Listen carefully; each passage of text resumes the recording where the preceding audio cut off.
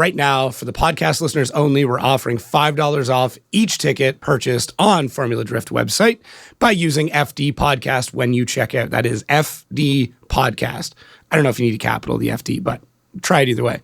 So head over to formuladrift.com, pick up the tickets, then enter code FD Podcast, get $5 off all 8 events this year. So 20 a season. Head over. If you're going, save $5. Might as well.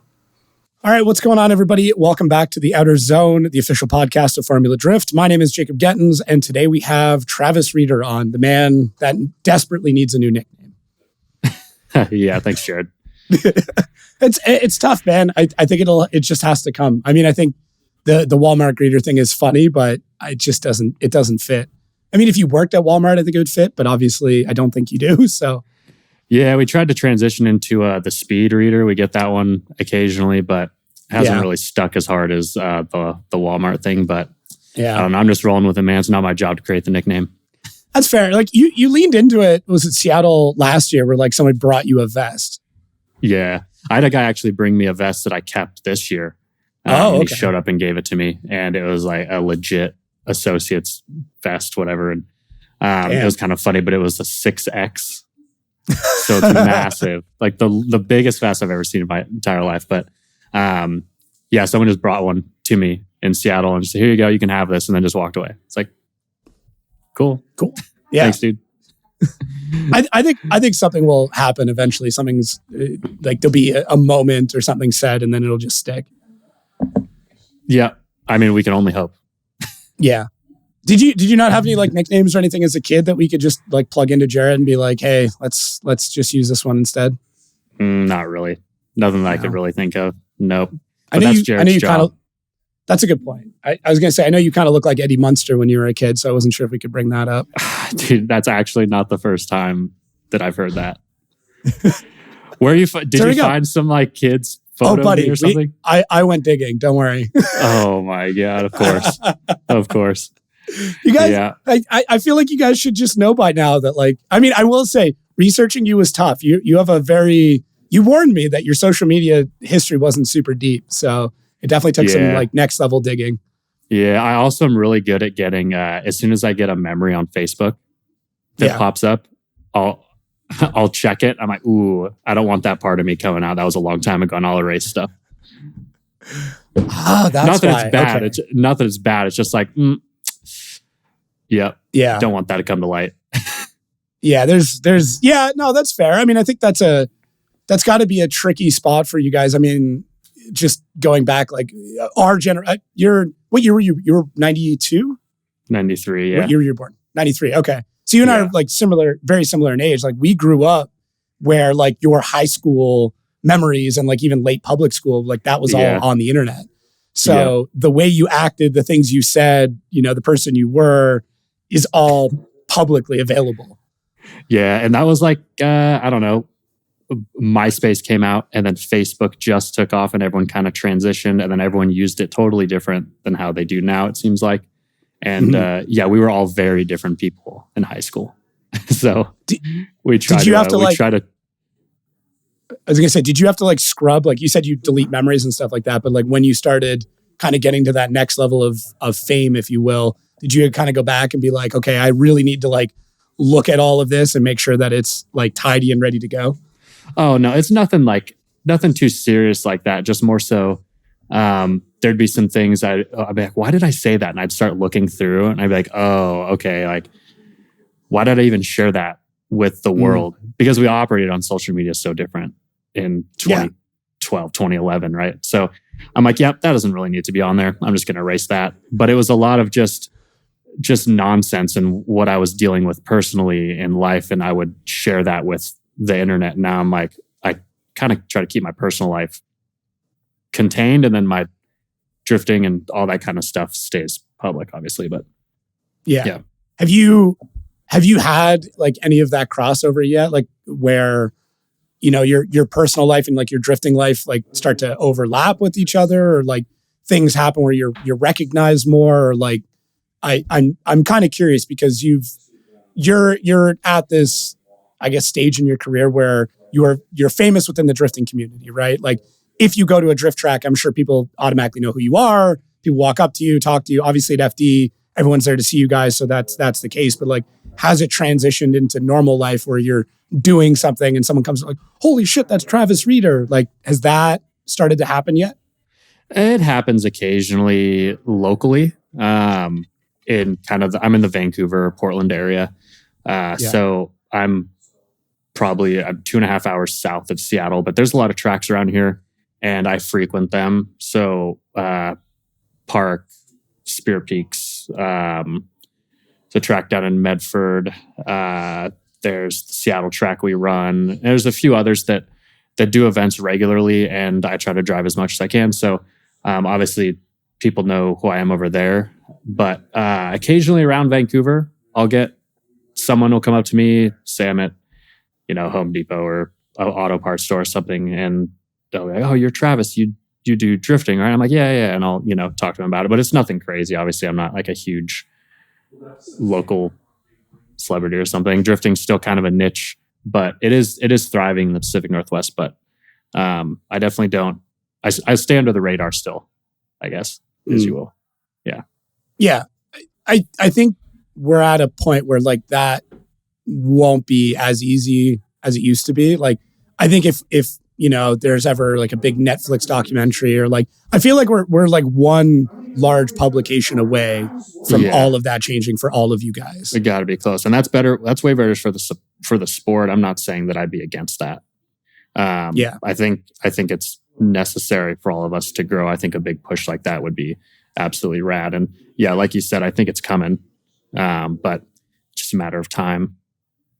Yeah, I think it'd be cool. Like, I know you obviously you never got into it for any like the fame side of things, but like, is there a part of you that is excited for that? Or are you I mean, you're pretty private, but like, what would that be like for you if overnight you became a household name? Like, how do you, I mean, I guess it's tough because you don't know until it happens, right? Like, is there any fear with that at all where you're like, holy shit, I might have to deal with this one day? I mean, no, I guess it does. I don't really think about it like that, but also I'm the kind of person where at FD events, I love talking to everybody. I love the fans and I love socializing, but my social battery runs out. That event drains my social battery for probably weeks later because I'm I guess I'm kind of a extroverted introvert. Like you can do it in bursts. Yeah, I'm in bursts and I'm talkative and, like happy and have no problem like chatting up random people at the events all the time. But when I get home, sometimes it's just a couple days where I just want to sit and talk to no one. So maybe if it got to a point where it was just an overwhelming amount of attention, it would probably bother me. But I mean, as of right now, I can handle most of it. I just got to recharge a little bit. Yeah. I mean, that's obviously super important is taking that time. I remember seeing, I think it was like Adam LZ when he was in Pro 2. And I was with Riley at the time and we were like pitted next to him. And like the level of fame that he was even at that point in time, I was watching and like the dude could barely go to get a bite to eat or go get a drink or something. He was just swarmed. And I'm like, it's really cool to see that our fans are that ravenous. But then I saw him outside of an event and it was like similar where he was so quickly recognized and you could just kind of like, I was like, man, that's a lot. Like that's gotta be tough. I mean, I know he's super appreciative of all the fans and it's awesome that like, that's the life he gets to live. But at the same time, it's like, that's gotta be a lot. Like it's gotta be difficult. Yeah, I mean, hats off to those dudes that have to deal with that on a daily basis because they've built this super rad brand around them, Yeah. And it's taken off and the popularity is killer and it lets them do what they do. But yeah, I'm sure there's a point where it breaks you down to where you have to hermit crab for a little bit because I'm sure it gets overwhelming. But I mean, it's kind of the name of the game though. Yeah, it's the trade-off, right? Of like, if you want to be at this level, the trade-off is that you lose a little of that anonymity where you can't just disappear in a crowd anymore. But that's success with any sport or any position, right? Is you're going to have that happen. Yeah, absolutely. Yeah. So, anyways, how's the season been for you? I mean, it's been, I know probably not your favorite one, but is there any like particular reason why the season's been going the way it has for you? I don't know. I just had kind of a gut feeling that a hard season was coming. I'm not saying it's been smooth sailing for me, but I've been pretty lucky as far as how my growth has been from Pro-Am to now. It was kind of a quick thing for me because it was Pro-Am 1 year, won Pro-Am, and then went straight to Pro 2. Got Rookie of the Year in Pro 2, almost won Pro 2, and then went to Pro 2 again, and then won the Pro 2 season, and then immediately jumped to Pro. And then I had some sort of progression throughout the 4 years of Pro. Last year being my best year, finishing, I think we were 7th or 8th. Yeah. Finished really well 10. at the end of the year. Yeah. So had a killer season, obviously, like winning an event. And then this year has been like a total struggle bus in a sense of the car's great. And I've driven the best that I ever have when it comes to like my driving. As far as fixing mistakes I used to make all the time, fixing mental battles that I've had, adapting to other drivers, fixing my driving style, setting up the car better. All of that has been leaps and bounds beyond what it was prior, but I've been making small mistakes and taking myself out with very small mistakes that have been super frustrating. So I've gone out early in a lot of these comps, but I've gone out early in a battle that if I just hadn't have made that one tiny mistake, it would have been part of the highlight reel, in my opinion. So I'm finding myself struggling to get that last 5% out of my driving now. And I'm working towards it, but it's getting tough because we're really deep in the points this year, which is a bummer. And I understand everyone has bad seasons, but I do like obviously winning, and not winning is not as fun. But yeah, it's been a little bit of a struggle, but we'll push through it like everyone does. I mean, I think the attrition is like you said, you've had a really, I'm not saying like your run's coming to an end, but you've had a really, really good run basically since 2016 on. Like it has been just building and building and building. And I think this is that attrition that everybody has to face at some point. But you talk to all these guys that have those seasons and then they come out of it and they're like, yeah, I learned so much about either myself or what I need to improve on, or the team or the rig or whatever. And that often, the seasons that come after that are usually the best ones. Yep. Yeah. And I try to see the positives in it, right? Because the progression outside of just strictly our points and how we finished, the progression on the back end within the team and the setup and my driving is well worth it for me. And I see that. I just got to pick up the rest of the puzzle pieces. So I'm confident that we can turn it around. It's just kind of, I get frustrated.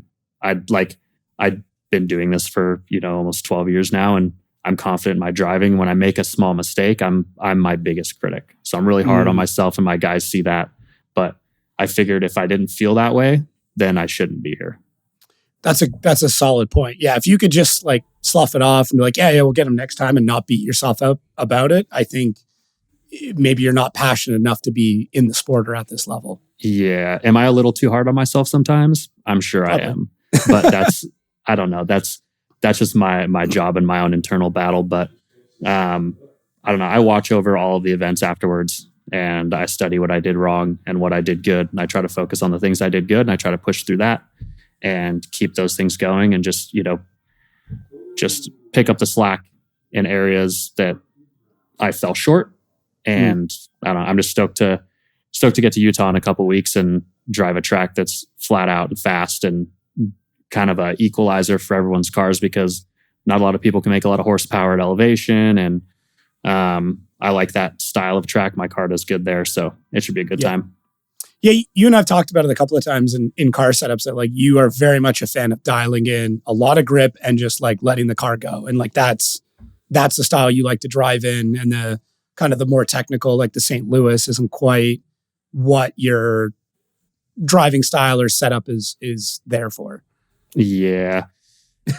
Do we want to get into St. Louis right now? We can if you want. Like, I mean, hey, you brought it up. Yeah. I mean, I don't think anyone likes driving St. Louis. I think Kazuya Taguchi does. I think the guys that come from technical backgrounds do. I think the Japanese drivers do really well there because it is reminiscent of that style of driving. It is, but I do think tracks. that. Yeah, I mean, I would think there are some people considering you and Chelsea's history at like Pat's Acres that maybe, but that is also a similar but very different because it's not a technical that you then have to try and launch your car out of to then get technical again, right? Pat's is technical but flowy like technical. Yeah. So Park Flow's way better than St. Louis. Forwards, 100%. Backwards, through the cutouts, everything. 100%. I don't think St. Louis is in the perfect state yet. And I think the biggest issue personally is that we came from a St. Louis layout that was phenomenal. And then we moved to this, right? It's like, for me, it's like turkey bacon. So if you were to call turkey bacon something other than bacon, it's really good. But the moment you call it bacon, I now compare it to normal bacon and it's shit. Not real bacon. It's not real bacon. If you just called it like turkey strips, I'd be like, yes, these are great. But you called it bacon. And in the scheme of bacon, it sucks. St. Louis is similar. We saw what that track layout was. We ran it. Well, I mean, you guys ran it. I didn't do shit. And then they gave us this other layout, which is very different. It just happens to be at the same place. And then everybody continuously compares it. And that was 4 years ago that we ran that layout. It was like the pro cars now on that layout would be insane. It would be scary. Absolutely insane. You'd have to shorten the course too because tires wouldn't last. They didn't last back then either. It's pretty rough there. We were making it work. Obviously, I was in Pro 2 when we ran that layout, but you guys even struggled on those. You were on Achilles back then too, weren't you? Yeah. I remember they moved the finish line back. Or Achilles and Nexon. Yeah, they moved the finish line back because guys were like literally blowing tires and on cords as they were coming across the line. Yeah, I understand. That's a tough part, but you could also just shut it down a little earlier. I don't know. We would probably go through that course. I would say probably 2 seconds, 2 whole seconds, probably faster than we used to. The cars are so gnarly now. Yeah. I don't know. It'd be a lot of fun, but obviously it's not going to happen. So, I mean, we can just keep talking about it and maybe it'll happen in the same way that I've been talking about running Utah backwards since last year. And hopefully someone listens. Yeah.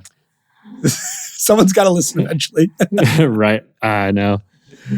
So you really don't like the St. Louis layout, even with the extended width and what they've added to it? I think the extension made the drive through turn 2 better, but it made the last turn worse. Because now you can drive. Now you could drive out of, it would have been Outerzone 2. You can drive out of Outerzone 2 with more speed.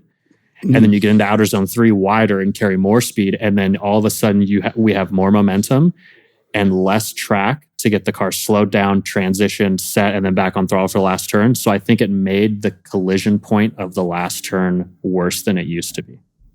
So it basically, I think it just made one aspect a little better, but you fell short on the other end because this is just my grand theory of this is of how professional drift tracks have to run is you cannot go from fast to slow to fast again. It can't work.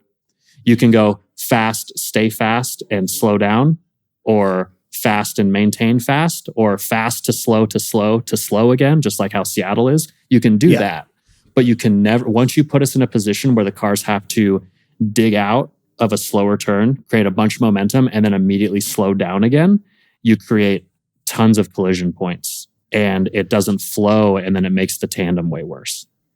So, I mean, my only argument would be Atlanta, but that is fast to slow to fast without another slowdown at the end, right? But you also are going downhill and you can carry a decent amount of momentum to the keyhole if you do it right. Yeah, it's if you drive the keyhole how you're supposed to, and you're on the wide line, you kind of you maintain. There's no like abrupt slowing off throttle float transition nonsense. Okay. Like, granted, I do think this year that our cars outgrew Atlanta in sense of speed, because I didn't see a single good run up the hill, but we can get in that later.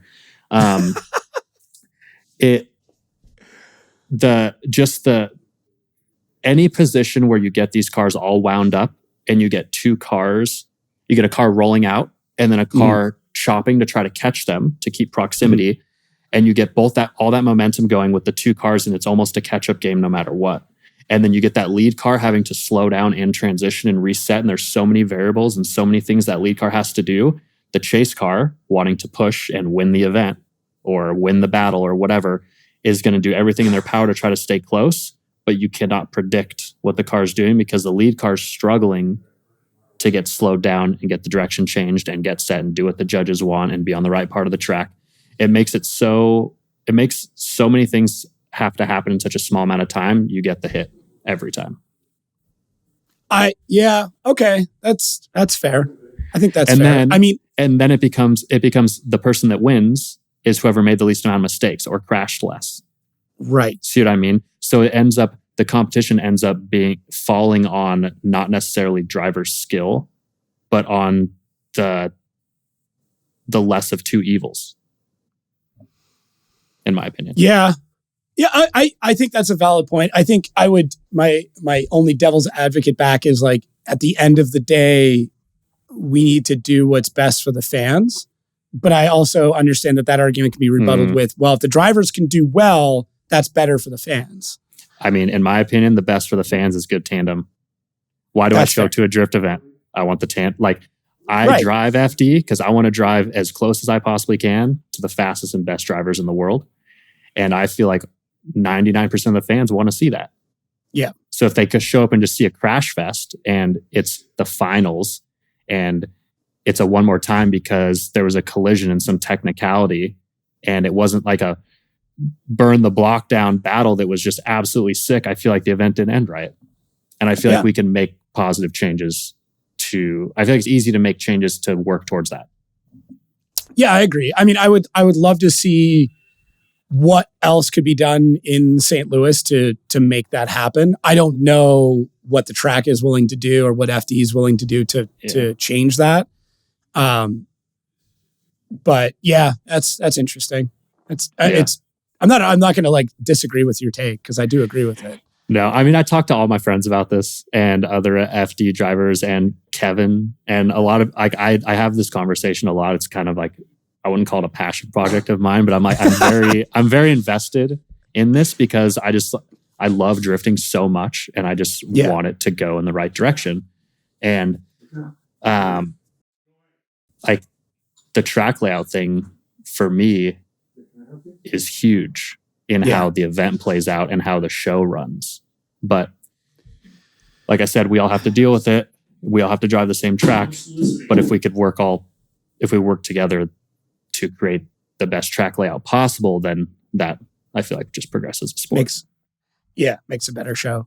I think something you've highlighted here, maybe unintentionally, is like the amount of continuous discussion about improving the sport that happens like with everyone. Like very rarely am I at FD and I'm not talking about how to make how to make it better. Like it's not. Yeah.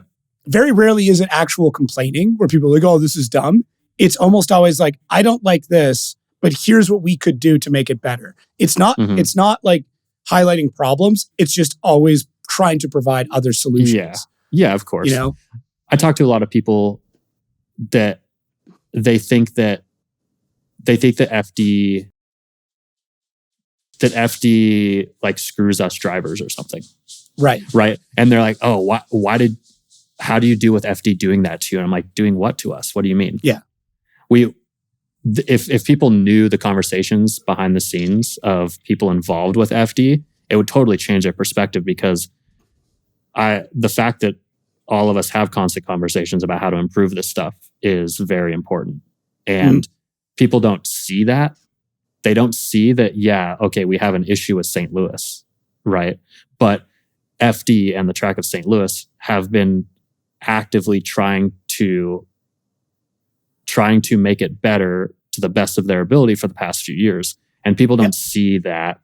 And granted, it's still not the best in a lot of people's eyes, but at least there's some sort of effort to improve. Yeah. And that's all we can ask for. And that's why an FD is great about doing that and taking into consideration what we want and making changes based on what we want. If we come to some sort of conclusion collectively as drivers or workers or whatever within the organization, they're good about helping us evolve it in the right direction.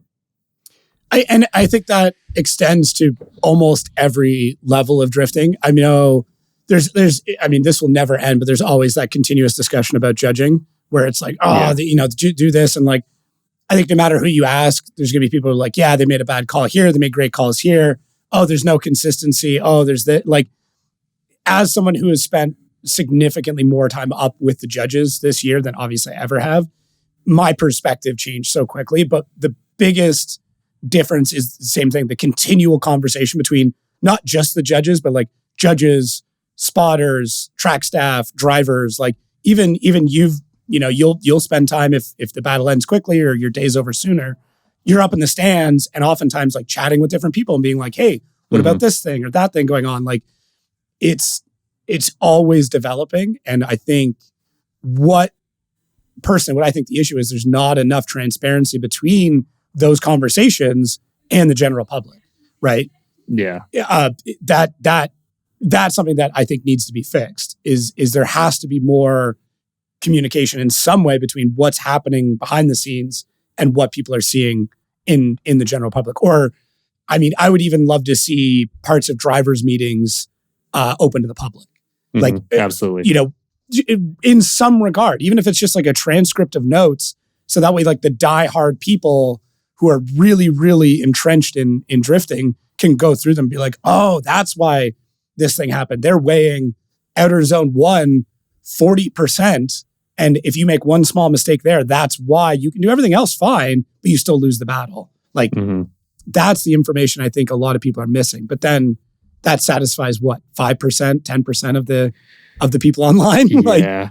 I mean, that falls into what you were talking about earlier though. Like if like we're one publication away from blowing up, that falls into that because that exposure, I'm assuming you're talking about like series similar to like the Drive to Survive stuff, or the one they did with the. Have you seen the one they did with golf too? Yeah, I haven't watched it, but like everyone's Swing, I think. Swing for it or something. Swing it. Something. Yeah, same exact layout, and it's super good. I recently started golfing occasionally. My dad's super into golf, and I have some friends that do. But so I started watching that. I'm like, oh, this is no different. But it's really good because it highlights not necessarily. It does highlight a lot of the drama, but it highlights a lot of stuff in the background that happens that no one sees. And the stuff we were just talking about would be showcased in that series for the series to be good. You know what I mean? It has to be. Like that. Yeah. That's what would make it compelling is like those discussions, those like, however you could do it. I mean, I would love to find a way that we could just make it happen now, but obviously that's like, everybody would. But I mean, I've talked about like, can we just put like a recorder up with the judges?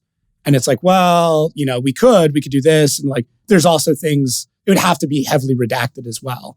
Cause like, that's the hard part is like, there's a lot of just like shooting the shit conversation that you have to pull out of that, right? Parts that make that booth fun, right? Yeah. Of like, just hanging out. And similar with you guys having conversations with FD staff, it's like, 50% technical, let's talk about drifting, and then 50% of just like, hey, what are you up to this weekend? And just like generally shooting the shit. Yeah, so. It is a big family at the end of the day, FD's not as big of a company as people think, So it's more of a small family even with us drivers and teams involved. But yeah. I don't know. One day I think it'll happen. I'm going to keep trying to push and do something. I don't know. We've talked about doing a judges roundtable at the end of an event to talk about the battles that are controversial or that people don't understand or whatever. Maybe we'll make that happen in Utah. Yeah, I mean, I feel like more of the Kevin's Corner type stuff. Yes, that stuff does super good. I wish we put a GoPro on Andy's chest for the weekend. On Andy Luck? Yeah. Yeah. I wish they would do that. That would be so good. There would be, yeah. I'd be so curious how much stuff they'd have to cut out. But yeah. No, that's the thing. Don't cut it out. Yeah. I mean, I think Kevin's cam has caught, I don't want to get into specifics, but it's caught people in some moments that are not very flattering either. For sure. Obviously, you don't want to make anyone look a certain way, but I don't know. It's just that kind of content is gold in my opinion. And I feel like more of that is the more the better. You should, I mean, that you could just start that trend, just wear a GoPro all day and see what comes of it. Just a chest cam. Yeah. Do nothing else other than walk around with a chest cam. I think it'd be interesting. It'd be cool to see more of how the teams work. I know you've got 2 new guys this year. I would love to understand how the team's dynamic progresses from, say, Long Beach to now, right? Yeah. Where I don't know what that whole dynamic's like currently, but I'm sure your trust in them has increased and what you're able to not communicate to them has gotten better. Where it's just you should already know by round 3, if I ask for this is how this happens. I would love to see how that operates. Yeah, the progression within the team is always something we focus on as well, and trying to make everything more efficient. And yeah, like you said, with me having 2 new guys this year, it's definitely been a learning curve for them. One of the guys came from another pro team, so kind of knew the ropes. But the other was pretty fresh to it, and ends up being one of those things where they get in the groove and then everyone gets more comfortable with each other and it starts to roll well. But plus I have Matt, my crew chief, knows the in and outs. He's been with me forever. So he can kind of guide those guys too, so that I don't have to put as much into it, because Matt knows how everything runs. So he can kind of guide them in a direction. If it's something that he doesn't know, he can come to me. So that's a dope dynamic to have as well. Yeah, you got to have a keystone guy, right? You have to to completely refresh a team from top to bottom would be so tough. But having one OG that's there that already knows the ropes and knows what you're going to ask for or how things should be set up is pretty crucial. It's I always grew up with 2 dogs. We'd have an old dog and a young dog. And then when the older dog would pass away, they would just, the young dog now is the old dog. You can get a puppy. And it's it was faster to train them that way, because just half the training would happen internally. Yeah. Or they learn bad habits that much faster because they watch that was also do the stuff. That was also an issue. Yeah. Yeah. Just chasing deer. We're like, cool. Right. Both of our dogs are gone, hunting some buck in the field. Yeah. Hopefully there's no bad habits on your end of things, but. Oh, no. Nothing like that. It's all good. That's good. So I want to dig into your ability to be a pillar in everything that is RTR rumors. I feel like no matter what is happening within RTR, your name immediately gets pulled up as the new driver is going to be Travis Reeder. I personally would love to see you in an RTR car. I think that'd be incredible. I think it'd be so funny because everyone always expected it. And then it'd be oh, it can't be Travis. It's never Travis. And then all of a sudden it is you one day. How did that relationship even start? Because it doesn't, I feel like maybe it's a Chelsea thing, but I don't know. That relationship obviously stemmed through, a lot of it has been through Chelsea, but I've talked to Vaughn quite a bit ever since, I've been got into Pro 2. I always said hi in passing, and then got all the guys on the team I talk to often, all the guys in the RTR camp are awesome, and Chelsea has definitely done well in helping me out. I'm very vocal about the fact that Chelsea has definitely been a key part of my success in the last few years, helping me with a lot of things in the background. It's a super good friend of mine. So he has definitely teed up a lot of things for me in a sense of just doing some gigs with RTR, driving some demos, doing stuff like that. So I think people just assume that since I do extracurriculars with RTR or through RTR and a lot of stuff with Chelsea, that it makes sense. But there's a lot of other aspects of it in the background that that have to be there, and those ones are unfortunately the more difficult ones to achieve. So I hate to I hate to burst everyone's bubble, but in the foreseeable future, there's not a position where I would be driving for RTR. I don't think. I won't say never, but as of right now, there's no plan for that. But it's a huge financial commitment. I think that's the part that people don't realize. That it's not a invite and you get to go drive a car. Like there's a lot of moving parts to that. There's a lot of partners. There's a lot to it. Yep. In the end, there's the business side of it that's very important. There's the marketing side of it that's even more important. Yeah. And the driving skill is almost like a bonus in the grand scheme of things to make a program like that operate well. Like obviously they want good drivers in the cars, but you also want marketable drivers that are easy to help promote the brand and bring a lot of values to the higher level partners that they have. So not saying that I can do that in the long run. I'm just saying, like, you know what I mean? The driving ability is like team. Oh, it's huge. It's gigantic. The driving ability is like signing your name at the top of the document. Like, yes, that needs to just be there no matter who you are. But then it's all the other things on the resume that are what need to happen in order to get that role. And I think the bar just keeps getting raised now that you've got, Adam Elsey, who's arguably the most marketable driver, and then James Dean, who is arguably the greatest driver of all time. I mean, there's not many people you could throw. I mean, there's a few, obviously, like an Osbo or, there's not many people that are at that James Dean level. Although it has been interesting to see him kind of grounded in that car. Like, I know he's like, what, fourth in the points right now or something? But like, to see him not run away with a championship or not be at the top of the championship has been kind of refreshing. In like, I don't mean it to be like mean, but like, it's nice to see him fight for that now and not just walk away with it. Well, those cars are not like any other car to drive. No. There's no car on the grid that drives similar to those cars. And him coming from an S chassis, you couldn't really have a car that's any different, like any more different to drive, I think, than those Mustangs, especially when they get all hooked up and super gnarly. It's kind of one of those things where it's going to be a steep learning curve, I feel like, for anyone that hasn't started driving those cars. Right. Like that didn't start driving those from day one. You know what I mean? So, but not to say they're not good. Obviously the cars are fast.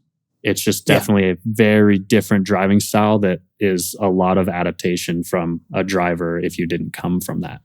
So they seem very dynamic. Like they're constantly changing when they're on and off power. Like, not that they're not predictable, but it's just that there's so many variables always going on with that car is what they look like. When they get on power, they do something very different to when they get off power.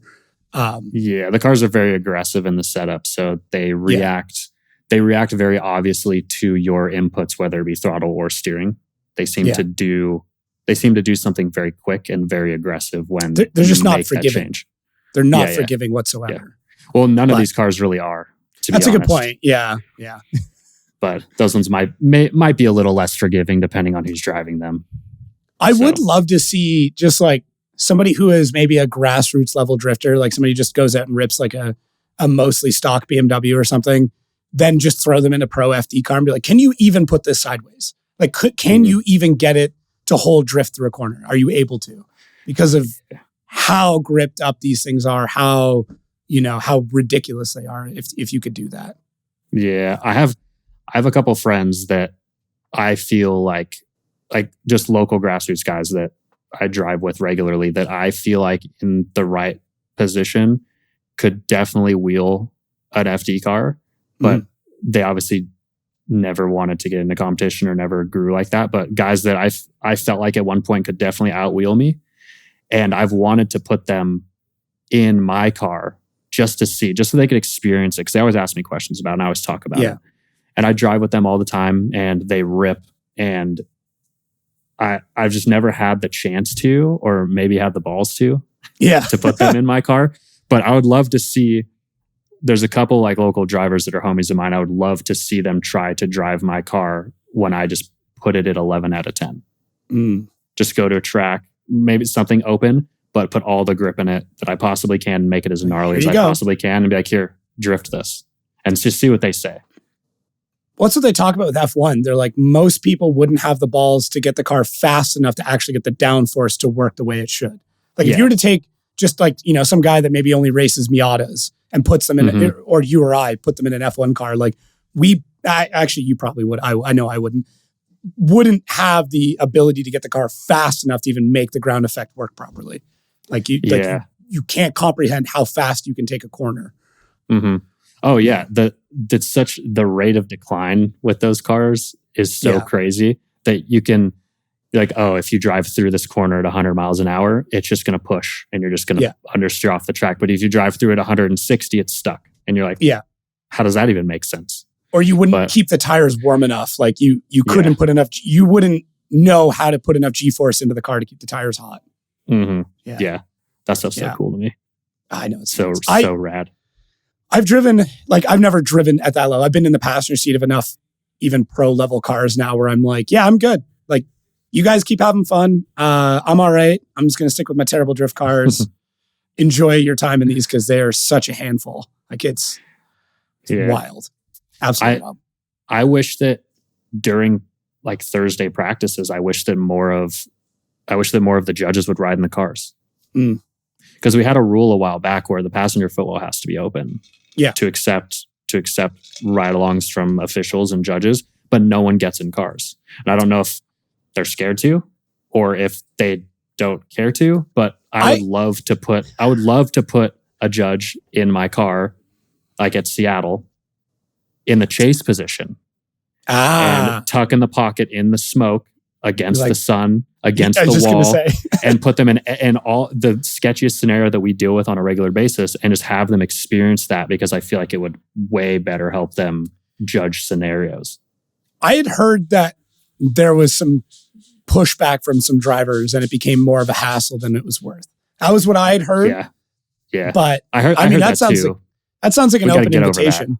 Yeah, get over that. Just make it a mandate where it's like as shitty as it is, just be like, no, if you are requested, the next lap that you go out, you have to do it. And that's it. And if not, there's a points penalty or a financial penalty or cool, you lose part of practice that day. Or we're not going to, the other one that I would say is like, if you have a passenger, we're not going to count that towards your lap count for the day. That would be the best way to do it. You can't force anyone to do anything, and there's like a driver that really didn't want to take someone could come up with 1,000 excuses as to why they don't want to, whether it be a safety thing or an insurance thing or a weight balance thing or a data, they could come up with a million different reasons. But if you told us, I want you to make this lap, but it won't count towards your 12. Yeah. And I feel like most of the drivers would be like, yeah, sure, no problem. But also the times that they have ridden with us, it's single laps only. And you only get you can do lead runs all day, but getting them in the passenger seat of a car in the chase position is where I feel like they're really lacking that experience because that is like the full package. All right, let's do it. Let's make it happen. Yeah. Dude, put anyone in my car at Utah, please. I've often talked about, I wish the runs were longer because I think it'd be hilarious to do like a podcast like this while driving to see if I could keep my shit together to ask the questions. Yeah. And see if you guys could. We have a ton of practice at Utah. Jump in my car. Maybe. Maybe. Why maybe?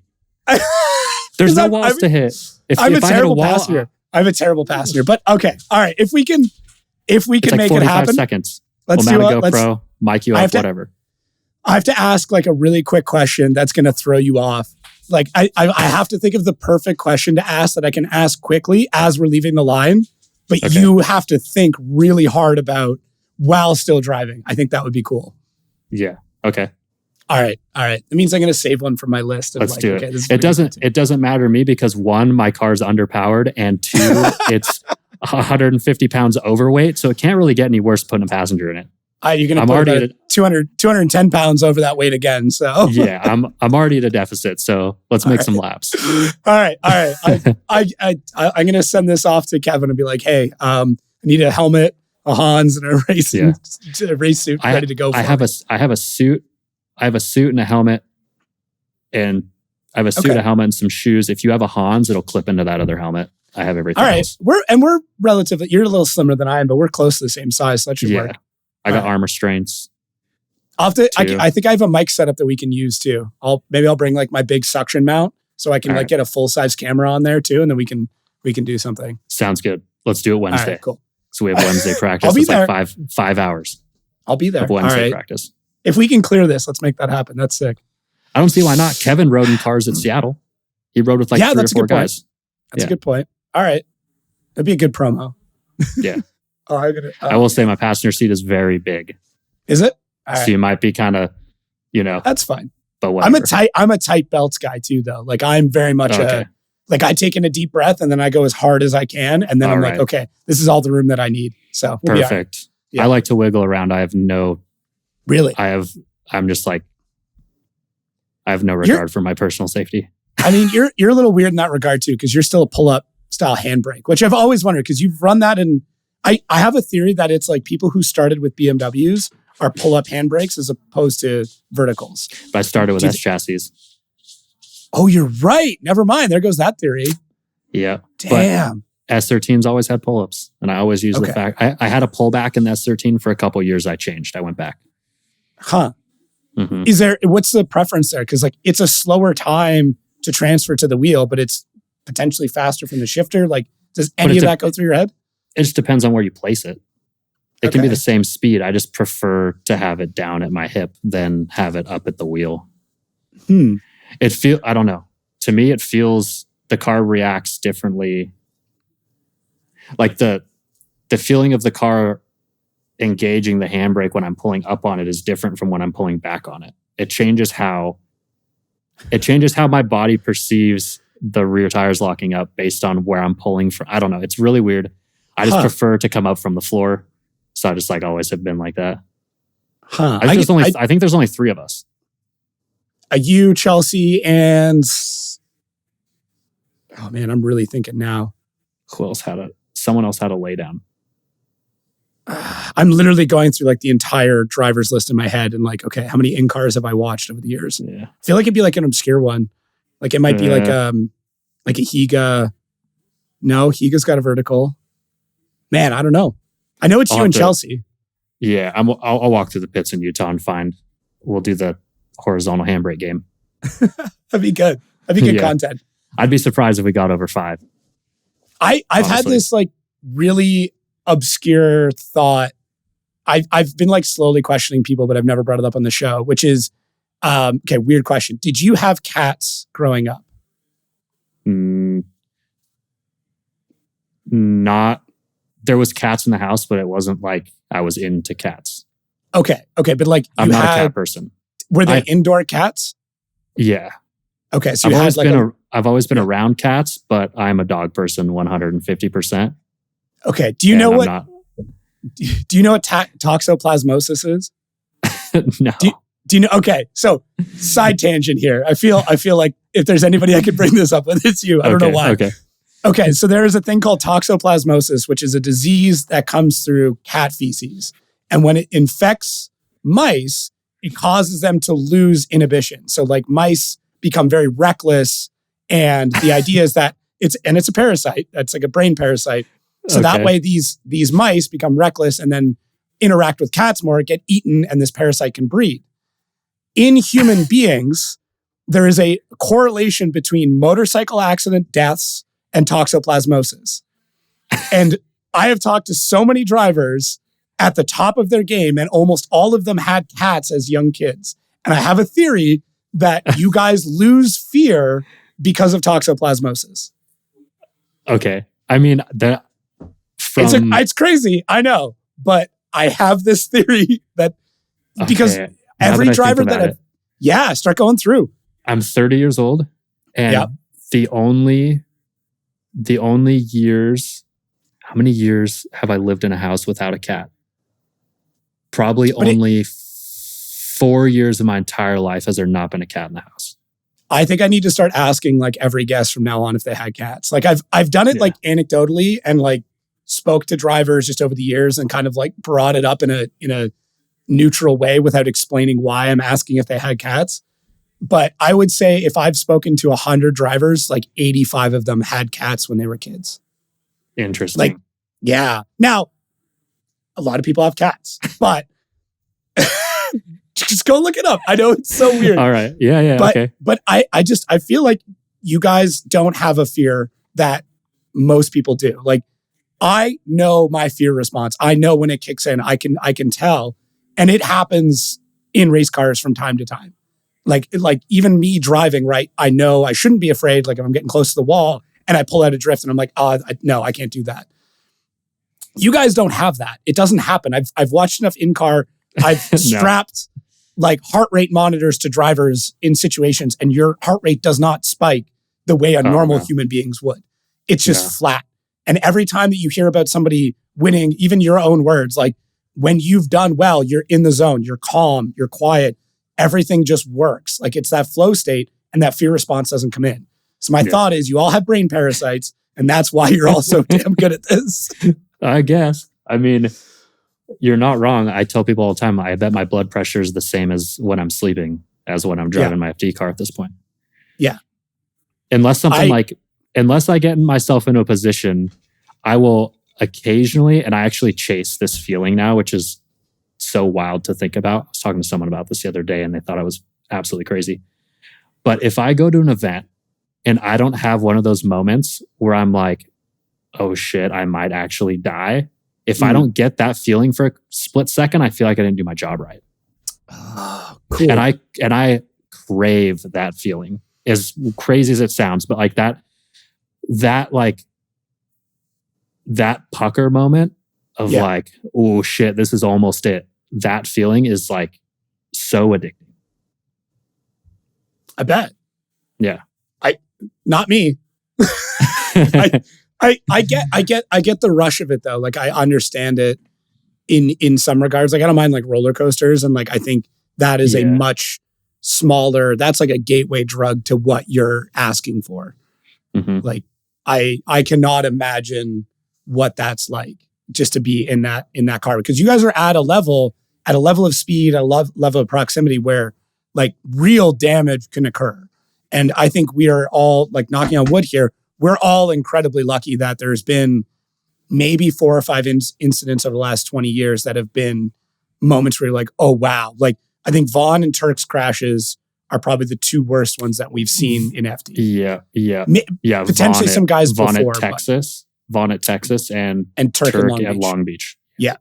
I've told the story, I don't know how many times. I saw Turk in Orlando afterwards and like you could still see it. Like you could, he was, a little kind of. That was a hit, dude. That was a hit. Yeah. But yeah, the safety equipment's there. I don't think anything honestly is going to be too bad, but you guys are at least at a level now where like the roll cages we've seen them bend, not break, but like we've seen hits where like the roll cage took all that impact. Yeah. So think about this though. This plays into it as far as you talk about getting close to things and hitting things. In my brain, this is my argument. The closer you are to that wall or that car, you're going to hit it with less of a speed deficit. So like if I'm less room, there's less room. So say I'm at Seattle or Irwindale or whatever, and if I'm 2 car lengths from the wall and I'm going as fast as I can and something breaks or something goes wrong, I have 2 whole cars to gain speed towards that wall uphill.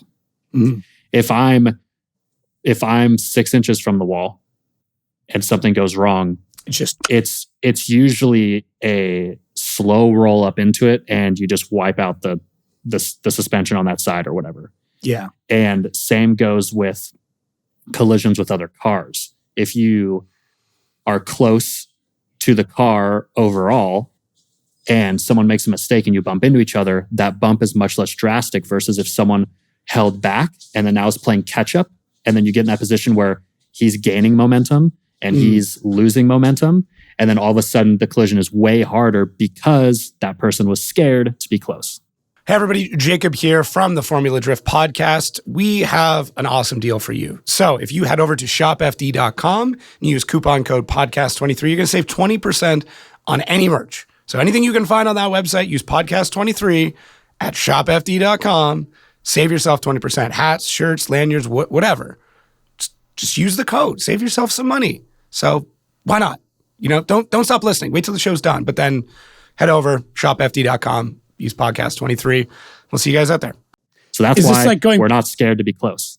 I was going to say, is this going back to your argument as well about like St. Louis, in that like if it didn't flow like that, it would probably be a safer track because you're not driving full speed into somebody who just slowed down. Yeah, absolutely. That does make sense though. It's the difference between a 1-inch punch and somebody like cocking back and hitting you. Yeah. Like this year at Seattle, I think my first lap in practice, I blew the taillight apart. Yeah. And I was like, perfect. That's where I need to be all weekend because if I go a little too deep, I'm already in the pocket and it won't mess the car up too much.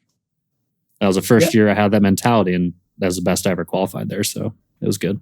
It's a good point. But yeah, if you just drive closer to things, you can't hit them as hard. All right. I mean, for safety. Yeah, for safety. That's it. Just for safety. Yep. That's it. Yeah. The safest place to be is as close to the wall as possible. Yeah, that is fair. Yeah. All right, I want to get into your hat. I want to get into your title sponsor. I love talking about the business of FD. I know, believe it or not, your company is a public searchable company, so I can see Travis Reeder Motorsports in your business history. I don't know if you knew that. That is available online. Cool. There's nothing in there incriminating. What I did think was interesting, and I don't know if this is like true, is that a Travis Reeder in a very similar location to you also registered Pacific Sound Sleep LLC. So I don't know if you've been selling mattresses on the side. No, but that's a good monopoly to have, dude. Yeah, it was an appointment-only mattress store that was located very close to you, also registered by Travis Reeder. Wow. I didn't know there was, I mean, it's not me, but we've all heard the story about mattress stores. And it was appointment only. I'm not going to say too much because I don't want to be shadow banned over here. I'm not going to say too much. I'm just saying, like, if you wanted to move some money around from Travis Reeder Motorsports, Pacific Sound Sleep LLC seemed like a good idea. Wow. Yeah, definitely not me, but good idea. Okay. No. You act like I make enough money to need to move it. I know. It's tough. I mean, you've got a pretty lean program, all things considered, but I think the business management side you've done well. In regards that, like, it doesn't look like you're overspending on anything. You've got a pretty simple rig, simple tow setup, simple pits, but like it's practical. You know what I mean? Yeah. You're not doing anything that seems like you're wasting money. Yeah. And I can't because I mean, just a little backstory. Like I built this drifting, like I don't nothing against people that have like big financial support, like I didn't come from that. So a lot of this is kind of, well, actually all of my program is self-built between me and friends and family. But the family helps in, every way that they can. But the funding is always sourced. It's like, obviously without the funding, like I can't go racing because I can't fall back on the savings account to fund a year if I have a bad, but I don't ever spend. I buy the bare minimum of what I need to be as reliable as possible with the program. And as, like you said, as practical and as consistent as I can be. And that's kind of the goal of it for me, to keep the longevity there. Because I want to keep driving as long as I can. So the quickest way to get out of driving is to not be able to afford it anymore, obviously. And that's what I'm trying not to do. But yeah. So but yeah. Can I, on that note then, can I ask how Nicholas gets into the program then? Yeah. So Nicholas is a video game production company. Right. They're down by you in LA. It's kind of one of those outside of the box partnerships that kind of stemmed from me. I'll always say this. It's about who you know. It's not about who you are. Yeah. And I was put in contact through mutual friends, and the relationship kind of just stemmed from there. Mm-hmm.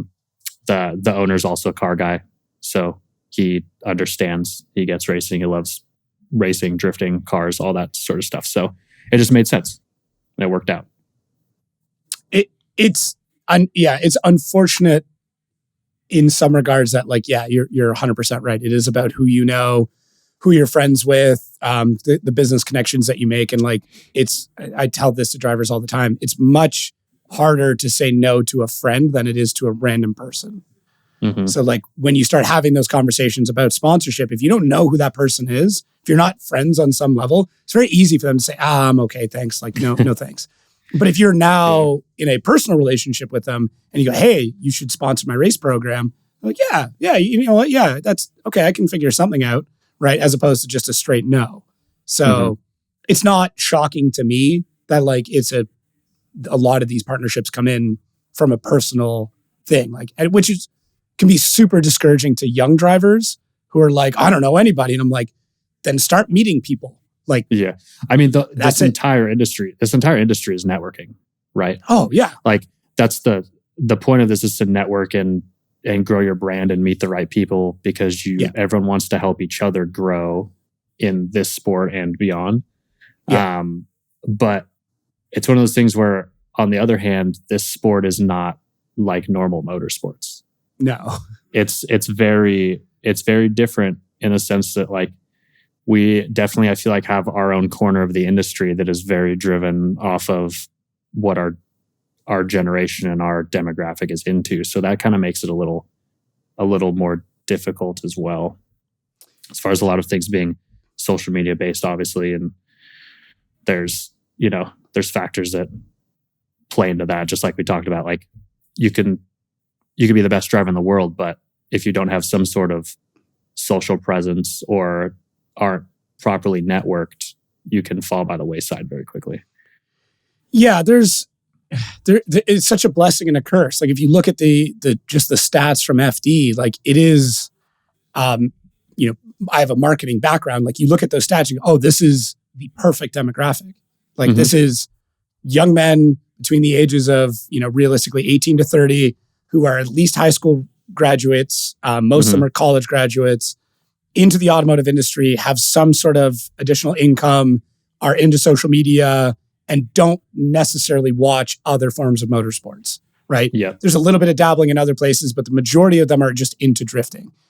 So from a marketing perspective, it's incredible. The problem is the sport is so young, and besides a couple of large brands, there hasn't been a massive title Fortune 500 company that's in there. Obviously, we see Monster and NOS that are in there, which are owned by, Coca-Cola and Pepsi and those other conglomerates, but you yet to see a FedEx or a DHL or a whatever jump into the sport yet. I don't think it's going to be long, and I've said this multiple times, that we are one large sponsor away from the entire industry blowing up, because what it costs for you to run a program for a year, which I have some ideas, as to what the cost is less than what it costs to have a 6-inch by 12-inch logo on a NASCAR for one race. My math probably may be similar. A little off, but I bet you it's very close. Probably similar, to be honest. Yeah. Yeah, it is kind of crazy because, as far as the sport goes, our demographic, there's no other motorsports that have nailed down our demographic. It's the untouched, the unicorn of groups of people to try to engage with a certain series, right? Mm-hmm. Which is awesome. I feel like gathering our demographic was the hard part. Mm. And then the next thing that has to happen is I feel like it just needs to grow to the broader audience now. We need to capture all the other age spectrum that we're not hitting now, because we have the thing that all those other sports don't have, which is this age group that's into motorsports. We just need to appeal to the greater audience. I feel like that's the point where it'll get bigger. Yeah. And that could be a communication thing. I think it could also just be like we're missing a superstar that bridges that gap. Like we have them within our own industries. Like Vaughn definitely bridges gaps to other groups of people. Adam bridges gaps. James bridges gaps. Like, but we've yet to have a Dale Earnhardt or a Lewis Hamilton or, name your superstar from any racing series, right? Like you could even go to MotoGP or Rally and pick guys from there that brought people in that know who those people are, right? Like you may not watch MotoGP, but a lot of people who are not into MotoGP know who Valentino Rossi is, right? Mm-hmm. Like you understand who that guy is. I think that may be that link that we're missing of like that person, because NASCAR was never bigger than right after Dale Earnhardt died, right? Mm-hmm. Like I feel like he passed away and that sport just like skyrocketed because it became this, everybody kind of knew who he was. Then he passes away. So now there's mass interest into it right as the sport was the most competitive as it has ever been. Mm-hmm. So it was like this terrible perfect storm. That's the rapper conundrum, dude. Yes. No one listens to your music more than the point of you, something until happening. You're gone. Yeah. That's interesting. I guess music in general, not just rap, but yeah. Yeah. I mean, you could argue that like Led Zeppelin was never bigger until after John Bonham died, right? Like I'm sure there's other great instances of that, but I was just listening to Zeppelin today, so that's the one that sticks in my head. Yeah. Yeah. Huh. Which is like, crazy thing to think about, but yeah, you're not wrong. Yeah. I don't know. I part of me wants the sport to explode. Like I very, very much want it to, but also part of me is like, I love this little group of people that we have, and I almost don't want to share it selfishly. Like there's events that I've been to that are like the small group of people that are incredible and that are now massive. And all I hear from these people that were in the beginning, like, oh, it was so much better the way it was before. And I'm like, yeah, but now we get to share this thing with so many other people. And like, we're trading that. That's the trade-off of like the small, intimate group of people. We don't get that anymore. But what we get is knowing that we shared this incredible thing with so many other people. Yeah. I mean, the grass is always greener, right? Always. Yeah. Always greener. So it's tough. I don't know. I feel like ultimately it's still like, I feel like growing into more of the mainstream has more positives than it has negatives. Yeah. And us core family will still be together and still be talking and still be enjoying events together. I tell people all the time, it's like every year at FD, it's like having a high school reunion with, if you enjoyed your high school time, right? Yeah. It's having a high school reunion 8 times a year. It's like being able to see and catch up with all these people that you enjoy spending time with. And you get to do that 8 times a year. And that's why we all love it. I think it's a very good way of putting it. I know I now very much enjoy my little trip through the pits when I first get there. I don't know if you do that, but like you just kind of walk around. Oh, this person's here. This person's there. And you kind of putz around and say hi and give high fives and hugs and stuff. And I mean, still to this day, dude, every time I pull into an FD event, I'm driving the rig in, trying to find my spot, like the dopamine hit that I get when I'm pulling into an event at the beginning of the weekend is like, it has never changed or never subsided. I've never been bummed to roll into the pits, no matter how unprepared or like whatever I was. I'm always like, when I drop the rig and start unloading, I'm stoked no matter what, because I get to see all my people. And that feeling's never gone away in 12 years. Of just pulling up to the track in general. I feel like the moment that goes away is when you have That's to a problem. question if you should still be going. Yep, absolutely. Yeah. But I also feel that 95% of the drivers feel the same way. And that's why, like, I don't know, that's why we all still continue to come back and keep doing it. Yeah, it's a weird, you like know you're in for either the best or worst time of your life, but you're just happy to get the opportunity to be even there. Yep. Right. Yep. Yeah. Because in the long run, when you think about it, like, we're so lucky to be one of, 34 drivers that get to be there. So even if in the grand scheme of things, it's hard for me to rationalize this when I have like a bad weekend or something. But even if I have 8 of the worst events of my life straight, I'm still such a small percentage of person that is lucky enough to be able to even be there and do it. So like, I can't take that for granted. Mm. Do you try and do that every event? Like, when do you have that like introspective moment of like, everybody who's here and everybody who's watching at home, maybe not everybody, but most of them wishes they were what I'm doing right now. Exactly. Yeah. I mean, I try to think about it as much as possible. Yeah. And I always try to use the term as well, like, it could always be worse. Yeah. Like, no matter what happens, like, something could always be worse about any situation, right? Mm-hmm. So I'm like, just sulk a little bit, do whatever you got to do, like, I don't feel bad for being mad or being upset at a situation or whatever, but as soon as I can get over that, as soon as I can start moving forward, that's the important part. Because in the end,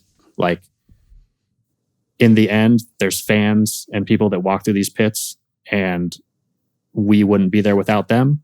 Mm-hmm. So I'm almost doing a disservice if I take being there for granted. You know what I mean? Yeah, that's a solid point, because there's literally a lineup of people that are waiting for you to not be there. Like, as terrible as that sounds, like, mm-hmm. There's only so many slots. There's only so many people that get to do this. Yep. And everybody that's at one of those Pro-Am events, everybody that's in Pro Spec, they're all just waiting for an opportunity to be where you are. Yeah. Yeah. Yeah. It's I assume that's a lot of pressure when you think about it, but I'm guessing you try not to think about that part. Yeah. In the end, like, everything's going to work out how it's going to work out. So I try not to stress about it too much. I can't stress about what I can't control. It's a very West Coast mentality. Yeah. Yeah. As like, you know what I mean? Yeah. Like, yeah. You can't let those. I struggle with this, but you can't let the what ifs control the now, because that affects your future. There was like one of those really cheesy phrases at our high school that, like, I don't know if your school had it, but they had like phrases above doorways and shit. And one of them was, you can't change the winds, but you can adjust your sails. And I'm like, I remember reading that at like 17, like, yeah, whatever, man. And like, for some reason right now, it's still here. But it may be cheesy, but there's some truth to it. There's definitely something to it. Yeah. There's definitely something to it. It's similar to your, work to live, don't live to work, right? Yeah. Yeah. You got to have these weird little phrases that kind of you stand by. Yeah. That's been the motto, dude. It's working for you, obviously. I'm sure there's been times where you had to work to live, but yeah. Yeah, obviously. Yeah. But yeah. That's good. I want to get into the electric Camaro. I've definitely held this off to near the end because okay. I mean, I feel like I have so many questions. I've heard so many rumors. I've heard things that I think I heard from you years ago that I want to like clarify. Yeah. I want to start at the beginning. How did you get into that scenario? How did you get connected with Napoleon Motorsports? How does this conversation even happen? I'm sure everyone could guess that was a deal that was teed up by Chelsea. Okay. And Chelsea passed it off and was like, yeah, I'm cool. Like, let me just. So Napoleon Motorsports is also Turnkey Industries out of Houston. Joe Napoleon he used to do Trans Am, some like TA2 racing, and does some off-road stuff and other things too. And he's good friends with Ron Bergenholtz at Nitto. Oh, from Nitto. Yeah. And at the time, they were trying to do something unique and different and venture into a different motorsport, just do something cool and unique. And they cooked up this idea for an electric drift car, and Ron was heavily involved. And Joe obviously was kind of the one to help facilitate the idea. And they needed a driver. And Ron had contacted some of his, friends in the industry, and Chelsea used to drive for Ron a long time ago, if you didn't know that. Yeah. So he had asked Chelsea, and Chelsea had kind of put me in the position to do kind of an interview process with them. They had some different drivers that they were looking at, and I essentially kind of won the lottery for the spot. And at the time, I was planning on running Pro 2 again, because that was at the end of 2018. Yeah. So I was fully prepped to run Pro 2 because I couldn't afford to run a pro year. And I just won the Pro 2 championship. So they contacted me and they're like, hey, here's the deal. We want to try this thing. We have no idea if it's going to work or not. We have no clue, but this is what we're trying to do. We'll bring your car, your S13 along with us in the rig, so we can drive that car as a backup. The goal is to try to premiere this Camaro. If we can't run it for that event, then we pull your car out of the trailer and we continue, and we will make sure that we get you through all 8 rounds. So it's basically, if it wasn't for that program, I wouldn't be here. Because that was my in to pro. Right.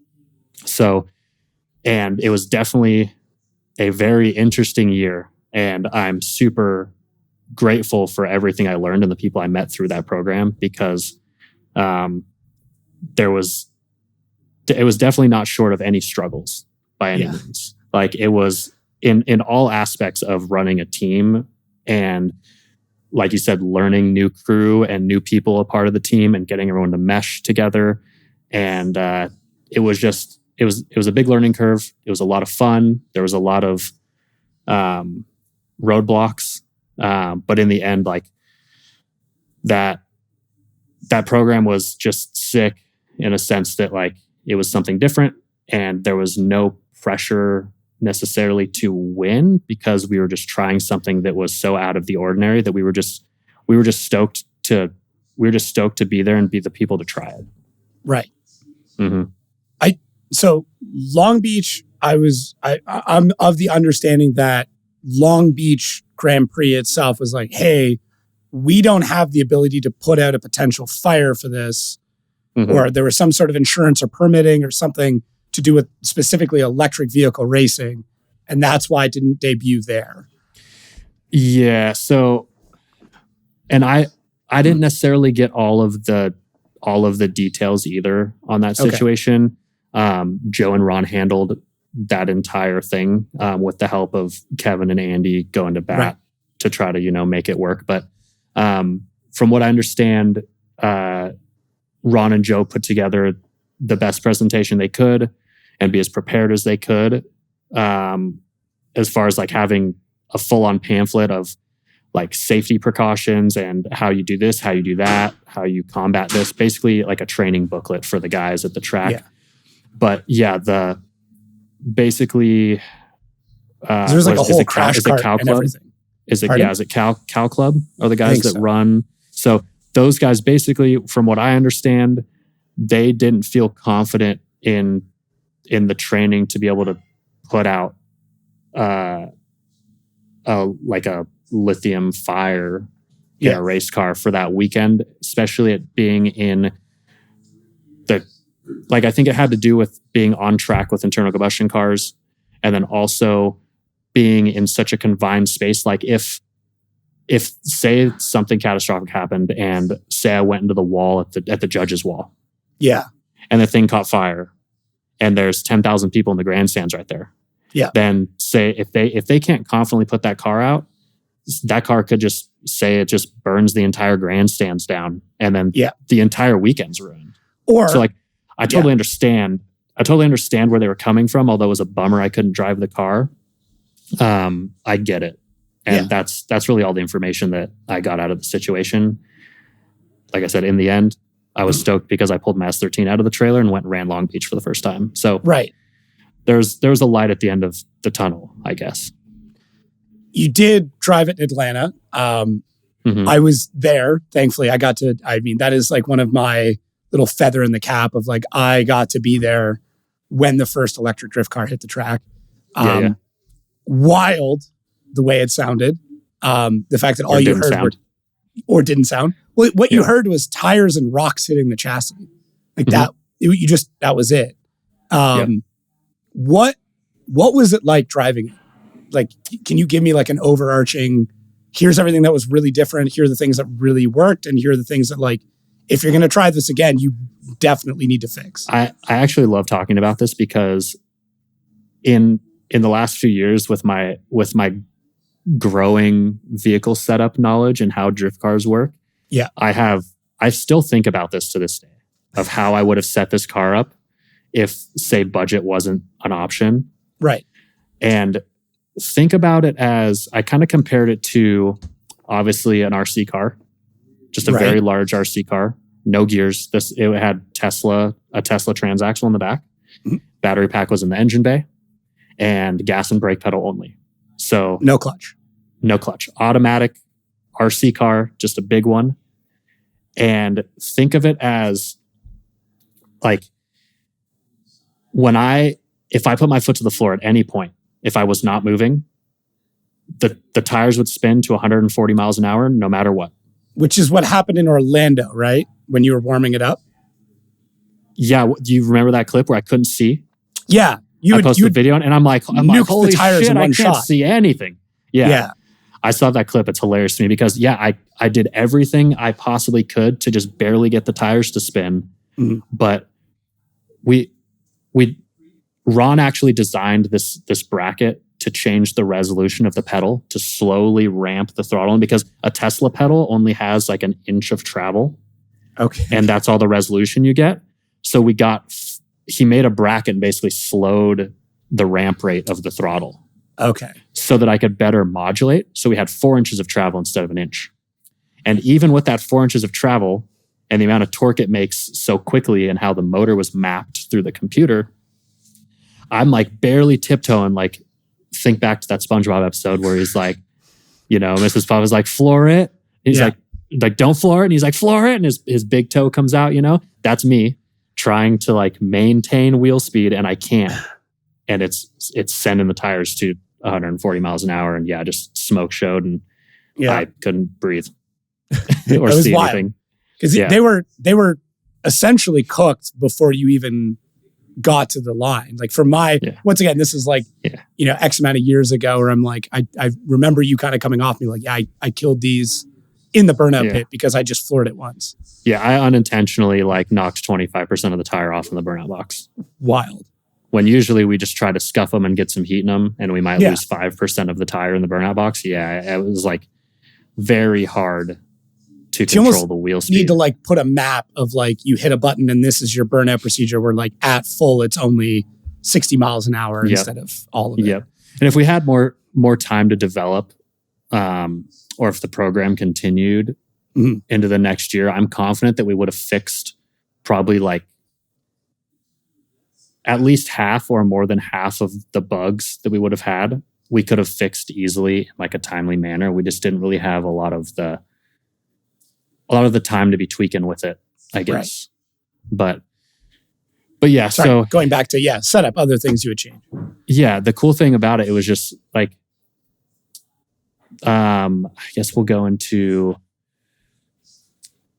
the positives of the thing was obviously like there was no amount of grip you could put in the car that it wouldn't spin the tires through. Right.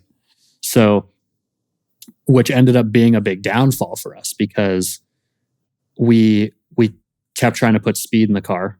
We would blow main fuses because okay, so think about an electric motor. Yeah. Yeah. as soon as you load an electric motor, the force against it, all that motor does is like, I'm just going to draw more amperage and do the same thing I always do. Right. It's just going to demand more to do this, to give the same outcome, right? Mm-hmm. So the more grip we put in the car, the more it demanded of the battery pack. Okay. The more amps it would pull. We got to the point where it wasn't uncommon to pull 1,500 amps. So we couldn't, we would put fuses in, we'd be like, 150 amp fuse, which in my mind, I'm like, 150 amps, will smoke you. Yeah. Right? Like, that's no joke. Yeah. So it's like 150 amps. Okay, blew that one. 250. Oh, immediately blew that one. 300. Oh, immediately blew that one. We're like, put a 500 amp brick in it. Well, blew that one. Okay, take the fuse out. Put the wire in there. Let's see what it does. And then we're like, okay, 1,400 amps sometimes when this thing's like really pissed off. Oh my but God. it would just drive through it. And I'm like, all right, is this safe? Is this really safe? And they're like, well, technically, if you just don't get out of the car and we make sure that certain things are unplugged, yeah, you're safe. And I'm like, as long as you guys are semi-confident. Yeah, I'm okay with it. Yeah. I have the cat thing. So I'm like, as long as you guys are semi-confident, I'll drive it. I'm driving the car. Yeah. But it ended up the biggest downfall ended up being that the car would not go 2 laps once we put enough grip in the car to maintain the right pace, because it would pull the sealing out of the battery. The battery didn't have enough amp hour, or however you want to call it, discharge, technical term. The discharge rate was very high, but the amp hour was not high enough, I don't think, to let the car, I couldn't be wide open and make the car work for 2 whole laps without it falling down on power halfway through the second lap. Because they don't when you start to run low, it just starts dropping torque and it just becomes useless, right? It's almost like running out of fuel. And when you hyper discharge a LiPo battery and go beyond where it's supposed to be discharged, its floor, it's dangerous, because that's where they get really hot and then they don't come back or they swell. There's a few times we had to replace cells in the battery packs. There was 128 cells in the pack, I believe. And we had a BMS, so we could tell, we could see temperature of every single cell in the pack and voltage of every battery. Similar to how you would, you're monitoring and charging drone batteries, right? Exactly. Same thing. If you come from that world, yeah. Okay. Yeah, same thing. So we would make hits in testing, and we'd be like, ooh, cells 10 through 25 are hot. They're pissed off. And there was times where we'd be like, okay, that cell's actually probably dead. And we pulled out of the pack and it was pretty swollen. So we'd have to replace cells because we would overload them, or they would get too low for whatever reason, or we'd run the car too hard. And, that was another thing that it just needed more time and a little more budget to develop. And it was just... Battery technology now may be at a point where we could be closer to trying this again, right? Mm-hmm. Yeah, with a very substantial financial commitment. Right. We explored avenues on ways to fix a lot of our problems, and it came with a pretty penny attached. Yeah. So, what about clutch pedal? You couldn't really clutch kick. You would have to just throttle kick, to do the same. You just didn't need it. Because as soon as you, the thing would make, I'm just going to throw random numbers out there of what I would assume, but I'm sure that thing, it would make peak torque at 18 RPM. Right. And the motor would rev to 14,500 or whatever. Okay. So there's zero lag. It didn't have a torque curve. It had a torque square. If you put that thing on the dyno, it was this until it stopped spinning. So at no point did I ever have to, or did I ever feel like I needed to kick the clutch to get the tires loose, because all I did was just tip in and the wheel speed goes.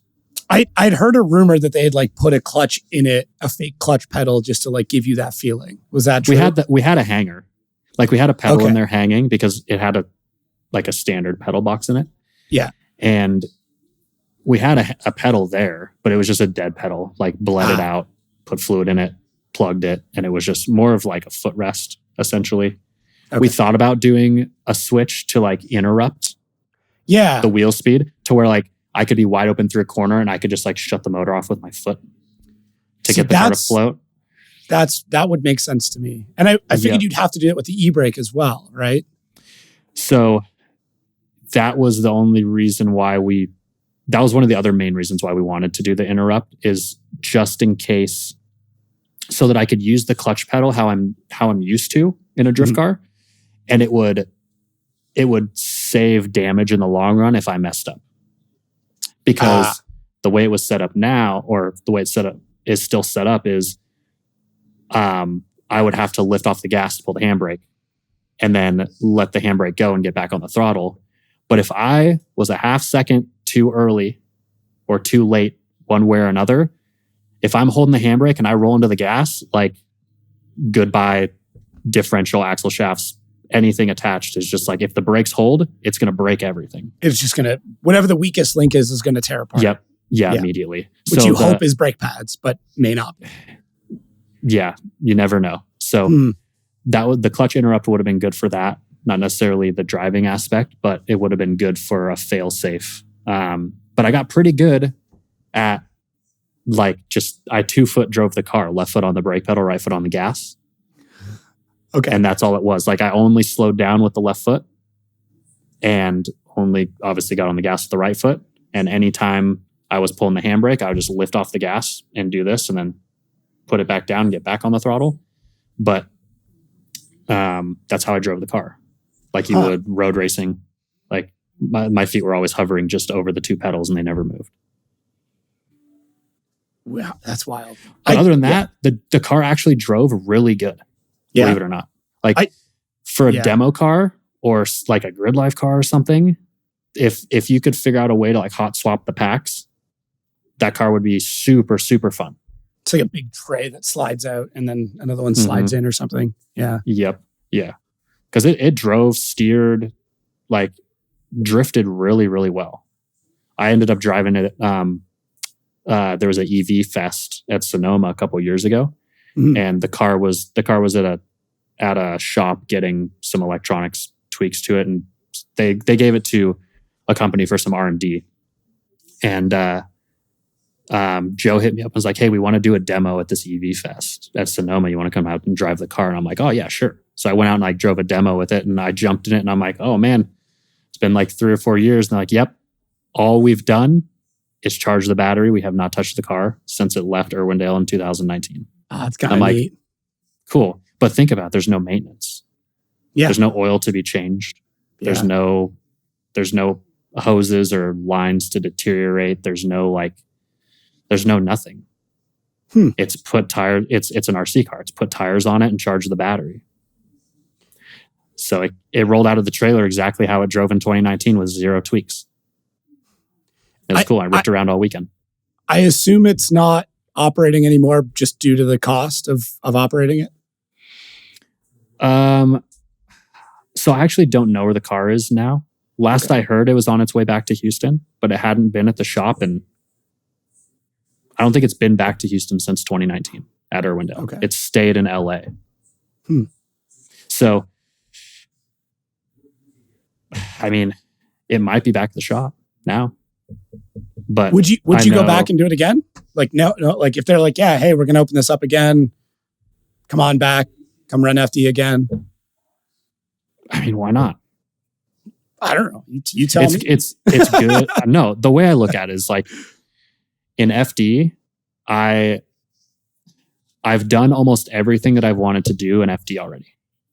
Minus like win a championship. Minus winning a championship. I've won an event. I've finished top 10. I got Rookie of the Year anytime it was possible. Pro 2 and Pro.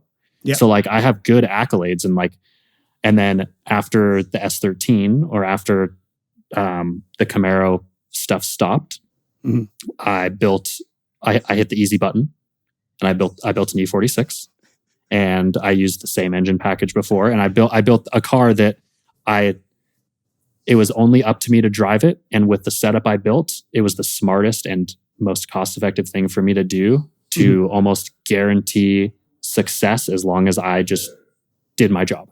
Right. And I did it. So like I proved that I can drive, like I can wheel the shit out of this car. Right. Proven that I can do that. I've proven that I'm not a slouch. I've proven that I deserve to be there. And I have some stuff to show for it, which is awesome. So at this point, I'm like, oh, I feel like now that I accomplished that, I could do something different again. Because I feel like what my program lacks is like the content creation and social media side of it, because I run the other side. Yeah. So now I'm to the point where I'm like, if I had the opportunity to do something crazy again, I would 150% capitalize on it. Even if it didn't net good results, I proved that I can drive. Now I feel like I could do something crazy and have a lot of fun with it, and it would just benefit my brand. And like this is always like the argument I've seen of like obscure drift cars where you're trading performance. They don't do good. Yeah, exactly. Historically. Right? You trade performance for popularity. Like, if you look like take Federico out of the Ferrari, he is an absolute destroyer. Like, go look at his track record. The dude is like top tier, and you put him in a car that is just insanely difficult to drive. It does not want to rotate correctly. It's basically a square setup. It's as long as it is wide, if not maybe wider. It has this obscure power band and parts that no one can find.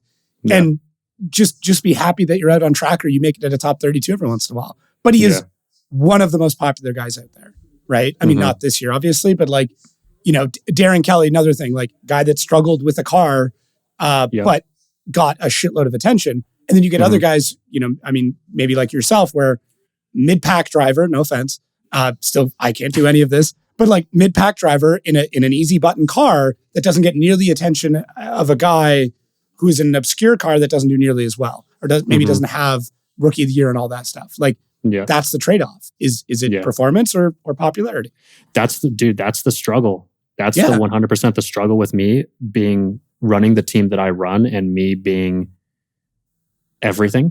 You know what I mean? Like if I focused it's like, what do I want? If I focus all of my energy, I could be a jack of all trades, but the master of none is the big kicker, because I could say I focused all my energy on content creation. Yeah. If 100% I went that side and I let the consistency of the program fault, but put all of my energy into growing my socials and YouTube and this and that and the other and all of that, right? And put all my eggs in that basket. What's more important to me? And what's more important to the industry? And what's more important in the long run? That's the thing that I struggle with the most. Yeah. Is trying to find that balance. And me being me, I've always prioritized making sure that every time I show up to the track, the car runs to the end of the weekend, and it runs for me to be able to drive, and I can drive my best. And that's what I've always prioritized. So now I'm I think it's time to change direction and start trying to prioritize some other things. I would love to see more content out of you. As somebody like you and I have gotten to hang out a few times now this year, and I think we get along pretty well, and we've had some super fun talks.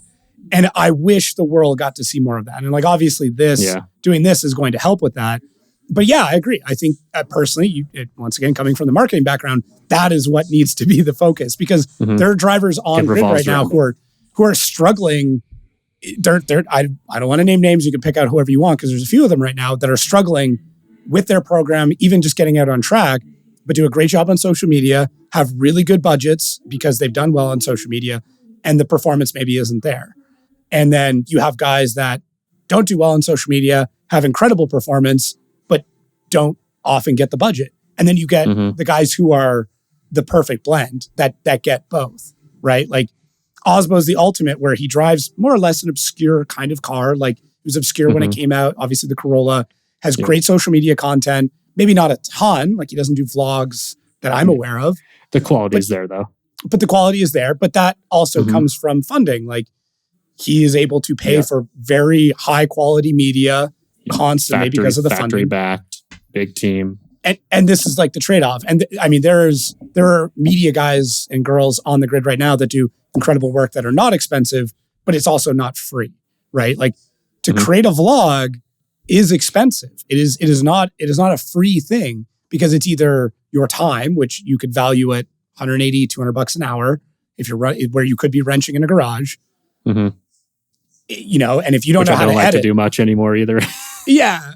But like you would have to edit that. Like that's a day's worth of editing if you don't know what you're doing. So like that's easily $2,000 to make one vlog that you hope hits.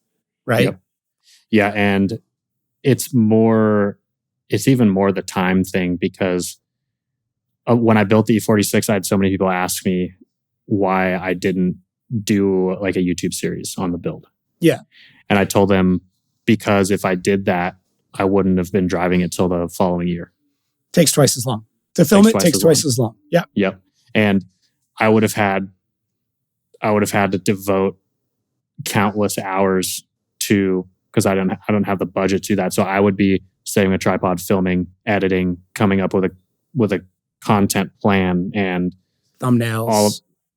All that kind of stuff. And if I was doing that, I wouldn't have even been able to drive FD that year, because I wouldn't have the time to like build the car and get there.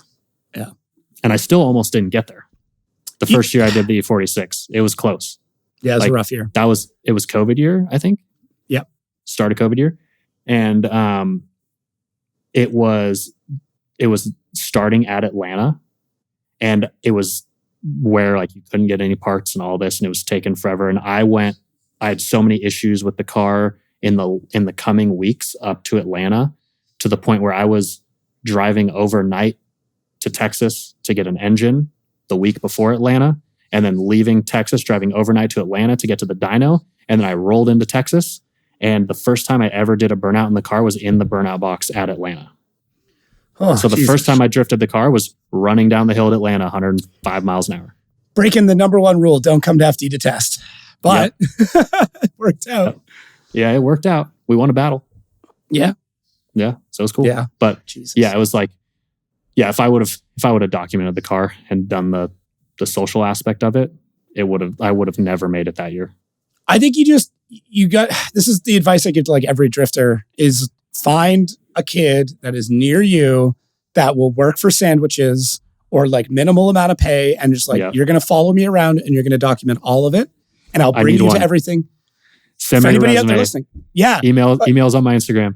Yeah. Send me an email. Which is, it's Yahoo. How are you older than me in email terms? Like, no, actually the business email is on on the Instagram. Well, I don't want to blow up your real email then. You got my email from 2007. I still have my like high school email as well. So this was the email I sent you, the first email I ever had. Growing up, my mom worked in IT and was like big into computers when I was a kid. So as soon as like she made me an email right away. Mine was Oli the goalie. I still have it. I use it for spam account stuff. I still play hockey as a goaltender. So like it was Oli the goalie, man. Olaf Kolzig. Yeah. Yeah. Terrible. I know. It's pretty funny. But the number in that email, that number was there long before I ever had a number in racing. That's cool. So that email actually ended up working out to make sense in the long run. I figured that came after. So that's actually really neat. Yeah. It had been there for the last 25 years. But yeah, I can put your email down in there if you want resumes. But yeah, I think honestly, it should be somebody that's like super local to you, so they can just come to the shop. And if you got to drive somewhere, you're getting in the rig and you're driving to the event. Like that's I just say that because that's how I got my start. Like I literally, I rode with Riley Sexsmith. for 4 events and documented everything. And just like, I still have all the footage. I've like I bet you I have probably 100 gigs of just you driving in 2018 and 2019. Oh, like, really? If you want it, yeah, it's sitting on my server. It's right over there. Dude, yeah, that'd be cool to see. Yeah, I've maybe even us chatting. I don't know. But yeah, I've never deleted any video I've ever taken. I'm a weird digital hoarder. So. Yeah, if you get bored and want to send that stuff over, I'd love to look through it. I love the old throwback footage that I've never seen. Yeah, I get cool. It's on here. I know I have the clip of the Camaro driving for the first time too, if you want that. Got it. Yeah. That'd be cool. It's so weird. You're like, yeah, I'd love to send that to Joe and Ron. I'm sure would love to have that too. Yeah, I'll see if I other than editing this, I probably don't have too much on the go tonight. So. Right. But, you probably have video of me pitting my like Pro 2 car out from under the RV that I drove to the track with my grandparents. Yeah, maybe. Mm-hmm. Huh. Yeah. I'll do some digging for it. I'll see what's in there. Yeah. Sick. That's cool. Cool. Well, dude, I think we've covered, I have so many things that like I'm going to have to do for another one that maybe I'll mention to you after. I've got some like funny questions and old clips that we dug up, but this was good. This is like the most like weirdly in-depth one I've done so far, where we really didn't talk about any of the talking points I had lined up, but it was good. It's really good. So what else did you have lined up, dude? I got all that. You shooting Lego movies in the driveway with Ryan Budnick as a kid. What? Yeah. We dug it up. I guess you had somebody on your Facebook named Ryan Budnick that you were friends with as a kid. You guys used to like shoot Lego movies in the driveway. Dude, you're like that dude, Nardwar that goes around. Yeah. That's crazy. I haven't heard that name in so long. Yeah. There you go. That's nuts. I haven't talked to him since like 4th grade. Well, probably. I mean, this is your time to like hit him up and shoot some more Lego movies. Dude, I wouldn't even know where to start. That's wild. Yeah. I think that was like the deepest cut one for you. Other than that, I want you to bring back the Fig Newton logo on your windshield. That definitely needs to happen. Yeah, that was good. You know who printed that for me? No. Lauren. Really? Yeah, Helson. He lives close to me. He's in Portland area. And also a dude that I want to like sit down and pick his brain because he's gotten to do some cool shit. Oh yeah. Yeah, we used to go down to down to Mexico. So you would call it and go drifting all the time. Like industrial district in Portland. And as like we just had this like random idea. We showed up to the lot and I'm like, dude, let's put a Fig Newton sticker on my windshield. And he's like, I just got a vinyl cutter. Let's go do it. Roll to his house, print one out real quick, put it on the window. Yeah. This is dangerous, but I sure do love Fig Newtons. Yeah. When was that? 2012? Something like that. Yeah. Yeah. Lauren printed that thing for me. It's hilarious. I think you gotta do a throwback, even just for the pits. Just get like one of those like cling graphics that don't actually stick on and just put it on your windshield. Yeah. Just the whole thing. I don't look out the window the windshield anyways. You see the filter out the hood? It's looking left and right, man. If you're doing your job right, you should never be looking forward. Exactly. You don't need the windshield. Yeah, exactly. We're drifting here. Sick. Well, I'm glad we got to do this after rescheduling a few times. That's all good. Yeah. I understand how busy you are, and not that I'm any better. So yeah. Well, I appreciate you dealing with my hectic schedule. That's all good, man. It's all good. I'll see you in like a week and a bit for Utah. I'm pretty pumped. I will figure out some mic rigging so we can do this. And I'll see if they'll allow me to like get like a full size camera in the car. Maybe we'll try and do some questions. Yeah. That'd be kind of fun. Definitely. I'm all for it, dude. All right. It's good content. Yeah. Let's even just like a one-off for FD's own like social media or something. I think it would be funny. Mm-hmm. Yeah. All right. I got to think of a good question then. I'm game, dude. I'll answer it while I'm driving. Sick. All right. Cool. Well, thanks again. Thank you again for everybody listening and or watching at home. I appreciate it. This has just been growing since episode 1, which is so sweet. If you are near Travis and you want a job as a videographer and you're happy to work for sandwiches, there's an opening. And if you really want the job, you'll find his email and email him. And that's how I am with like resume stuff. It's like, if you really want the job, like you have to go through some work just to apply. Cause like, if you can't read those instructions or do it properly, I don't want you anyways. So sick. Cool. Right, anything on your end or all good? No, I'm good. Thanks for watching, dudes. And we'll see everyone in Utah. See everybody in Utah.